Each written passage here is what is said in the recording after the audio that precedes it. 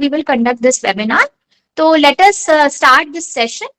So I request Sweetie ma'am to start this session by giving guidance for philosophy optional. Sweetie ma'am, you can please start it. Thank you so much, Anjali, for such a warm welcome. Good afternoon, everyone present in this webinar. So, see, मेरे से बहुत सारे aspirants पूछते आए हैं कि ma'am क्या optional है. Without being biased towards philosophy, I always say कि the only criteria that should help you in selecting an optional is your interest. आप एक बार पढ़ के देखिए. आप, for example, if I talk about my optional, आप Jainism, Buddhism, जो भी फिलोसफी है, इतनी सारी फिलोसफीज है, एटलीस्ट 40-50 फिलोसफीज है, आप कोई भी एक लीजिए एंड उसको पढ़ के देखिए. फॉर दैट मैटर आपको सोशियोलॉजी चाहिए, आप सोशियोलॉजी का एक टॉपिक पढ़ के देखिए. The interest that you will find in your self about reading that topic, that will determine आपको कौन सा ऑप्शन लेना है. That was my strategy, because मेरा पर्सनली कोई भी फिलोसफी में बैकग्राउंड नहीं था. I had zero philosophical background. I did my MBA and उसके बाद सीधे मैं इन सर्विसेज में आ गई थी. बट स्टिल जब मैंने फिलोसफी का एक चैप्टर पढ़ा, so I was lot interested in that. तो that's what I am telling you कि अगर कोई भी कंफ्यूजन है कौन सा आपको ऑप्शन लेना है, do not think about whether it's scoring और not. Every option can be scoring. That depends on your hard work, that depends on your strategy, on your take on that subject, on your practice, how well you practice answer writing. Okay, so do not think about कौन सा option कितना scoring है, ये देखिए आपको किसमें interest है. Moving forward, philosophy optional में क्या क्या रीजन है मैं कहना चाहूंगी, या फिर what are the pros of this optional. सबसे पहले तो ऑफ कोर्स सबको पता है इसका एक शॉर्ट सिलेबस है, तो इसकी वजह से मल्टीपल रिविजन्स पॉसिबल हो सकते हैं, right.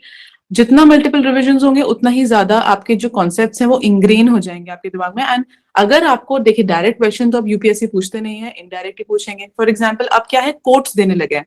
So for example Hegel का कोई कोट दे देंगे, वो आपको बताया नहीं जाएगा वो हेगल का कोट है. Just a quote will be given and you need to know किसने बोला है वो, and you need to find the relevant application of that quote with relevant examples. तो इसीलिए आपको पूरा जो फिलोसोफर है उनके बारे में इन डेप्थ पता होना चाहिए, उन्होंने किस बारे में क्या बोला है, कांट ने किस बारे में क्या बोला है. So that will help you in figuring out कि वो क्वेश्चन एग्जैक्टली पूछ क्या रहा है. Once you figure out that, पूरा आपका 50% of the job is done.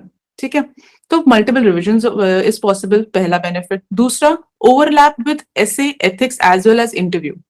आप पेपर 2 में क्या पढ़ते हैं, आप सोशल पॉलिटिकल फिलोसफी पढ़ते हैं, राइट. आप इसमें डेमोक्रेसी, सेक्युलरिज्म, सोशलिज्म, ह्यूमनिज्म, आप ये सारी चीजें पढ़ते हैं, and it directly helps you in at least coating, getting good quotes in essay paper, ethics paper. Okay, end of course in your interview it will help a lot. थोड़ा सा मैं तीसरी चीज ये बोलना चाहूंगी, इसका now this depends on your own individual personality. इसमें एक एब्स्ट्रैक्ट नेचर है इस ऑप्शनल का, राइट. बहुत ज्यादा एग्जैक्टली स्पष्ट चीजें नहीं है कि आपको यही लिखना है. It depends on your own personality, how you try to articulate in that answer. इसकी वजह से मैं बोलना चाहूंगी कि ये बहुत ही आपको एक स्कोरिंग ऑप्शन बनाता है इसको. वाई? बिकॉज आप खुद के आपके जो भी आपने चीजें, आपके एक्सपीरियंसेस हैं, आपने जो भी बुक्स पढ़ी हैं, नॉवेल्स पढ़ी हैं, you can use those. In fact current affairs आप बहुत ज्यादा इसमें यूज कर सकते हैं, स्पेशली इन पेपर 2. तो एक एब्स्ट्रैक्ट नेचर है इसका. इनफैक्ट पेपर 1 में भी बहुत एब्स्ट्रैक्ट नेचर है. मैं आगे बताऊंगी आपको कैसे आप इस एब्स्ट्रैक्ट नेचर को अपने, you can use it to your own advantage. Okay, next, coming directly to the syllabus, आपका 4 पार्ट्स इसमें होते हैं, आपको पता है. फर्स्ट पेपर में Indian philosophy and western philosophy, second paper में socio political philosophy and philosophy of religion. Okay, 4 parts होते हैं इसके. इंडियन फिलोसफी में मैं सोर्सेज बताना चाहूंगी. पहले इंडियन फिलोसफी में सतीश चंद्र चैटर्जी है बुक, जो मैंने पढ़ा है मैं वो सोर्सेज बता रही हूँ. वेस्टर्न फिलोसफी में वाई मसीह है. सोशो पोलिटिकल फिलोसफी में OP गौबा है, वो this is the best book, don't go for any other book. And philosophy of religion में अगेन वाई मसीह है. वेस्टर्न फिलोसफी और फिलोसफी ऑफ रिलीजन में जिसमें वाई मसीह है, थोड़ा again I will say Y Masih is not very, I wasn't very comfortable, because थोड़ा सा language barrier आपको फेस करना पड़ सकता है. What you do is, जो भी जैसे I run a course in this, तो चाहे मेरे से चाहे जो भी आप कोचिंग कर रहे हैं, आप इसमें अपने नोट्स बनाइए. ठीक है, इसी नोट्स को ही आप आगे मतलब just keep re revising it. And इसमें जो सोर्सेज हैं, आई बी टेलिंग यू, जैसे स्टैनफोर्ड का एक सोर्स है, स्टैनफोर्ड साइट का, you can use that source. तो इन सोर्सेज से आप गैदर कर सकते हैं information if this book doesn't suit you, Y Masi, because थोड़ा सा उसमें लैंग्वेज एक डिफरेंट हो सकती है. It's English only, but again थोड़ा सा डिफिकल्ट हो सकता है समझने को. Satish Chandra Chatterjee and socio political के लिए OP Gauba, these are perfect books. Okay, so Indian philosophy में अब मैं सेक्शन वाइज चलूंगी। इंडियन फिलोसफी में आपको मैं बताना चाहूंगी कि मैं क्या करती थी, डिफरेंट क्या करती थी, जिससे मेरे को अच्छे मार्क्स मिले इस ऑप्शन में। ओके, इंडियन फिलोसफी में always start with the source. आपको क्या सोर्स है उस पर्टिकुलर, जैसे फॉर एग्जाम्पल जैनिज्म का अनेकांतवाद आ गया या जैनिज्म में स्यादवाद आ गया, तो आपका एग्जैक्टली सोर्स क्या है उसको पढ़ने का। उसी सतीश चंद्र चैटर्जी जब आप पढ़ोगे, उसमें बीच बीच में कहीं कहीं ब्रैकेट में सोर्स दिया है। फॉर एग्जाम्पल आपने अनेकांतवाद लिख दिया एंड ब्रैकेट में आपने लिख दिया सोर्स सेमीकोलन ये है, सो द एग्जामिनर नोज कि हाँ आपने थोड़ा सा इन डेप्थ स्टडी किया है। Always focus on the sources, किस सोर्स से ये एग्जैक्टली लिया गया है। ठीक है, so start with the source. Okay, then next क्या आता है आपका, एड्रेस द क्वेश्चन। अगर आपको पूछा गया अनेकांतवाद और स्यादवाद, तो इसमें आप क्या करेंगे, देखिए इसमें प्रीवियस ईयर्स पेपर्स बहुत इंपॉर्टेंट होते हैं, ऑफ कोर्स हर ऑप्शनल में इंपॉर्टेंट होते हैं। इसमें क्या है, इसमें एडवांटेज प्रीवियस ईयर्स पेपर्स का बहुत अच्छे से पढ़ना का कि आपको पता चल जाएगा। फॉर एग्जाम्पल जैनिज्म में ये जो टॉपिक्स मैं बोल रहा हूँ ये 5 बार रिपीट हुए हैं पिछले 10 सालों में, तो आपको पता है अगर आप इस पे फोकस करेंगे उसी हिसाब से आप नोट्स बनाएंगे, सो आपको ऑलरेडी एक आंसर प्रिपेयर्ड है जिसके अराउंड हो सकता है प्रोबेबल क्वेश्चन हो नेक्स्ट ईयर की।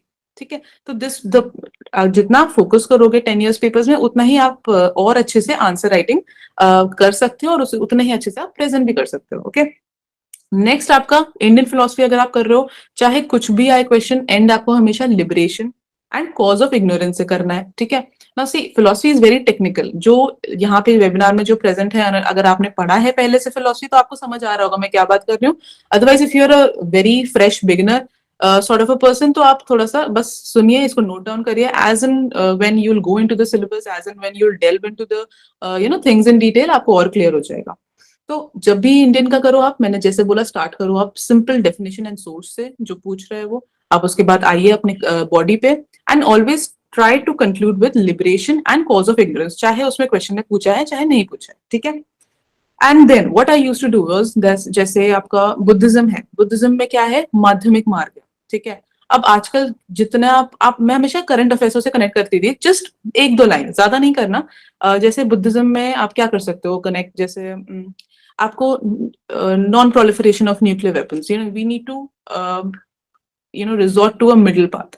We cannot completely de-weaponize, we cannot completely denuclearize our nations, but we need to have something so as to have a preemptive एक strategy, ताकि हम deterrence है, एक minimum जिसे कहते हैं minimum credible deterrence हो। So again आपका आ गया ना, वो middle path आ गया।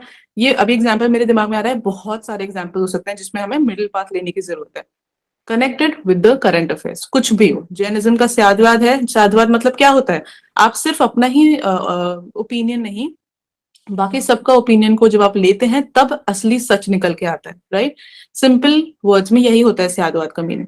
तो इसको आप आंसर में क्या लिख सकते हैं, अगेन जो भी आपको करंट अफेयर से रिलेटेड है आप इसमें डाल सकते हैं। So I always use to start with the quote, start with the sources, come to the body, जो आपका क्वेश्चन पूछ रहा है आप उसे एड्रेस करिए, and conclude it with by connecting it to some, जो भी आपका करंट अफेयर में चल रहा है या कोई लाइफ एग्जाम्पल है आपके पास, आप उसे कनेक्ट करिए, तो थोड़ा सा एक डिफरेंस आ जाएगा, you can get an edge over other aspirants. Okay, coming to western philosophy, देखिए वेस्टर्न फिलोसफी में सब कुछ एक, it's a कंटिन्यूअम।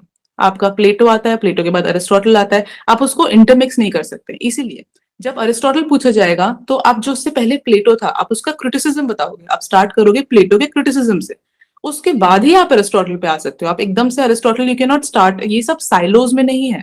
That's what I am trying to tell you, western philosophy हमेशा एक कंटिन्यूम में चलती है। ठीक है, तो अरिस्टोटल पूछा, स्टार्ट करोगे आप क्रिटिसिज्म ऑफ प्लेटो से, then you will come to Aristotle, और फिर अरिस्टोटल के आप क्रिटिसिज्म बताओगे which will be addressed by the next philosopher. Okay, so एक आपका ए बी सी, मान लीजिए 3 फिलोसफीज हैं वेस्टर्न में, आपको उसी लाइन में याद रखना है कि किस किस का था, क्योंकि आपको क्या लिखना है, जब बी लिख रहे हैं आप तो ए का क्रिटिसिज्म लिखना है, एंड द बीस क्रिटिसिज्म, या जो बी के फॉलिसीज हैं, या जो बी के लैक्यूना है, दैट वर एड्रेस्ड बाय सी की philosophy. So this is how your answer should progress. Okay, देखिए करेक्ट, उसमें जो कंटेंट क्या है हर फिलोसफी में, यहाँ पे मैं वो नहीं बोलूंगी ऑब्वियसली, अदरवाइज बहुत लंबा हो जाएगा। ये आपको जैसे जैसे आप पढ़ेंगे, जैसे जैसे आप रिवाइज करेंगे, आपको आ जाएगा। मैं बस बता रही हूँ कि आप कैसे अपना आंसर डिफरेंट बना सकते हैं बाकियों से। Okay, what are the these ये निटिग्रिटीज जो होते हैं जो आपको अपने दिमाग में रखना है। कंटेम्प्रेरी फिलोसफी जो आजकल ज्यादा फोकस में है, दैट इज कंटेम्प्रेरी फिलोसफी। इसकी कोई भी बुक नहीं आती, वाईएमसी में भी बहुत अच्छा कंटेंट मुझे नहीं मिला। तो इसमें जो आपको कंटेंट मिलता है आप उसमें बस ये याद रखिए, मैक्सिमम कंसेप्चुअल क्लैरिटी होनी चाहिए उसकी। ज्यादातर उसमें आप जितना रिवाइज करोगे, जितना लिखोगे, आपको घूम फिर के क्वेश्चन वही आएगा। So do not go for depth here, ठीक है। आप बहुत ज्यादा उसमें नेट पे सर्च करके या बुक से सर्च करके आपको पीएचडी नहीं करनी। जो क्वेश्चन है, जो कॉन्सेप्ट्स हैं, उसे आप सिंपल, आपके जो सोर्सेज हैं उसको आप रिवाइज री रिवाइज करिए, ठीक है। This I am talking about contemporary philosophy, जो वेस्टर्न फिलोसफी के अंदर ही आता है। Next is paper two. Paper two, like I said, आपका ये चीज ऐसे, एथिक्स, इंटरव्यू, हर चीज में काम आएगा। इसको आप कोशिश करिए कि जो कंटेंट आपके बुक में दिया है वो तो है ही, प्लस आप अपने खुद के लाइफ एग्जांपल्स, आप करंट अफेयर, इन सब से ऐड करके, एंड सी देखिए, सिर्फ यही पोर्शन है सोशो पॉलिटिकल फिलोसफी जिसमें आपको अपडेट करते रहना है। बाकी पूरे फिलोसफी में आपको कुछ करंट अफेयर से अपडेट नहीं करना। और ये भी एक बेनिफिट है फिलोसफी ऑप्शन लेने का, आपको करंट अफेयर अपडेशन इसमें नियर टू जीरो है। बस आपको एक सोशो पॉलिटिकल फिलोसफी है जिसमें आपके टॉपिक्स हैं जैसे जस्टिस, लिबर्टी, इक्वालिटी, ठीक है, सॉवरेंटी, सेक्युलरिज्म, सोशलिज्म, ये सारी चीजें हैं जिसमें करंट अफेयर अपडेशन चाहिए, ठीक है। End of course this will help you only because again ये आपको डायरेक्ट एसए एंड एथिक्स में काम आता है, ठीक है। इसमें मैं क्या करती थी पेपर 2 में सोशो पॉलिटिकल फिलोसफी में, I always used to start with the quote. हर चीज के लिए आपको कोट मिल जाएगा। सेक्युलरिज्म है, गांधी का कोट मिल जाएगा। नॉन वायलेंस है, अगेन गांधी जी का कोट मिल जाएगा आपको। सब में आप एक शीट बनाइए, ठीक है।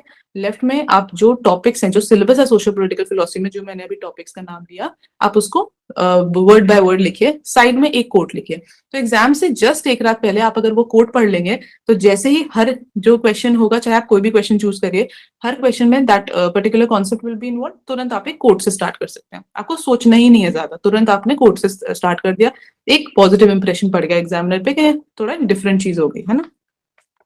उसके बाद क्या है हमारे पास इसमें, हाँ देखिए, जैसे मैंने आपको कॉन्सेप्ट्स बताया पेपर 2 में, एक तो कॉन्सेप्ट्स हैं जो आपको ऐसे एथिक्स में हेल्प करेंगे। अलॉन्ग विद दैट कुछ फिलोसोफर्स हैं जो आप अगेन कहीं भी कोट कर सकते हैं। फॉर एग्जाम्पल जस्टिस में जॉन रॉल्स है, अमर्त्य सेन है, ठीक है। उसके अलावा कांट है, जेरेमी बेंथम है, जेएस मिल है, ये सब आपको पता होगा, यूटिलिटेरियन अप्रोच है। जैसे मैंने पिछले वेबिनार में एथिक्स का बताया था, these are some of the overlapping philosophers जो आप इसमें यूज कर सकते हैं। सो एक तरह से सिनर्जी हो रही है ना, एथिक्स एंड फिलोसफी में बहुत अच्छी सिनर्जी होती है। एंड जब जितना आपको कम रिवाइज करना है उतना आपके लिए अच्छा है। तो एक शीट जरूर बनाइए, आपने टॉपिक डाला, टॉपिक में कौन फिलोसफर है, और एक कोट आपने डाल दिया। So this will be very handy one night और one day before the exam, जब आपके पास इतना स्ट्रेस होता है, आप हर चीज नहीं पढ़ सकते हैं। अच्छा, एक चीज और इसमें मैं बताना चाहूंगी, एक शाम पहले जब आपके पास नहीं दिमाग में होता कि क्या रिवाइज करें, two things will help. One, जो फिलोसफर है उसके साथ आपने कोट लिख दिया। दूसरी चीज, आप कीवर्ड्स लिखिए। जैसे जैनिज्म में पूरा फिलोसफी आपको रिवाइज करने की जरूरत नहीं, इतना अगर आप एक साल पढ़ रहे हैं आपको पता है हर कीवर्ड का मतलब क्या होता है। तो जैसे जैनिज्म का एक छोटा सा स्निपेट बना लीजिए, जैसे मैंने एथिक्स में भी बोला था, ऐसे ही आप इसमें कर सकते हैं। इनफैक्ट फॉर दैट मैटर आप किसी भी फिलोसफी, किसी भी ऑप्शनल में कर सकते हैं आप, ठीक है। जैसे जैनिज्म बनाया आपने, छोटा सा स्निपेट बना लिया, उसमें क्या क्या है कीवर्ड्स, अनेकांतवाद, स्यादवाद, निर्जर, संवर, ठीक है, और जो जैसे लिबरेशन होता है प्राप्त, तो ये सब आपने बस कीवर्ड्स लिख लिए। मुश्किल से 7 से 8 कीवर्ड्स हैं हर फिलोसफी के। तो आपने A4 शीट अगर आप ले लीजिए तो 4 से 5 A4 शीट से ज्यादा नहीं लगेंगी पूरे फिलोसफी ऑप्शन को समराइज करने में। तो आपको पता चल गया, आप वहां पे बैठे एग्जाम में, अगर जैनिज्म आ गया, आपको पता है ये कीवर्ड्स पे आपको फोकस करना है, आपको इन कीवर्ड्स पे बस बात करनी है, और जो आंसर, जो क्वेश्चन पूछा गया है, आपको उन कीवर्ड्स को एड्रेस करना है, एंड स्टार्टिंग एंड एंडिंग जैसे मैंने बताया, and that's it, your job is done. तो इसलिए आपको 2 चीज जरूर रिवाइज करनी है एग्जाम से एक दिन पहले, आपको ये कीवर्ड्स लिखना है एक पेपर पे, और ये एक रात पहले का काम नहीं है, ये आपको पूरे साल करना पड़ेगा प्रिपेयर करते करते, ठीक है। कीवर्ड्स लिखिए एक पेज पे हर फिलोसफी के अगेंस्ट, और दूसरे पेज पे आप फिलोसफर जो सोशल पॉलिटिकल फिलोसफी है उसमें आप कोट लिखिए, ठीक है, who is the relevant philosopher, current affair के एग्जाम्पल्स, ये सब आपका एक तरह से ईयर लॉन्ग एक्सरसाइज है, ठीक है, एक रात पहले कुछ नहीं होगा।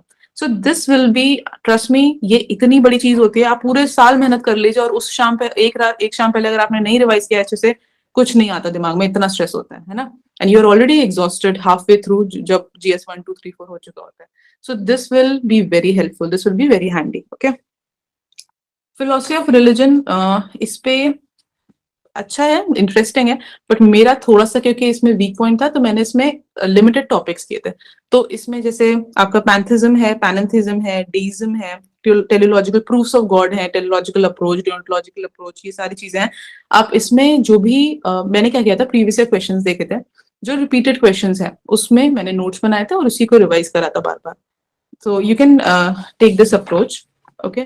प्रीवियस ईयर पेपर्स मैं आपको ऑलरेडी बता चुकी हूँ कितना ज्यादा रेलेवेंस है प्रीवियस ईयर पेपर्स का इसमें, क्योंकि उस हिसाब से अगर आप नोट्स बनाएंगे, अगेन योर पूरा आपका एक आंसर रेडी है। अगर आपको प्रीवियस ईयर में दिख रहा है कि बुद्धिज्म पे एक ही टॉपिक है जो बार बार रिपीट हो रहा है, तो आप उस हिसाब से नोट्स बनाएंगे तो आपका रेडी आंसर्स एक तरह से बनेंगे प्रीवियस ईयर पेपर्स के थ्रू।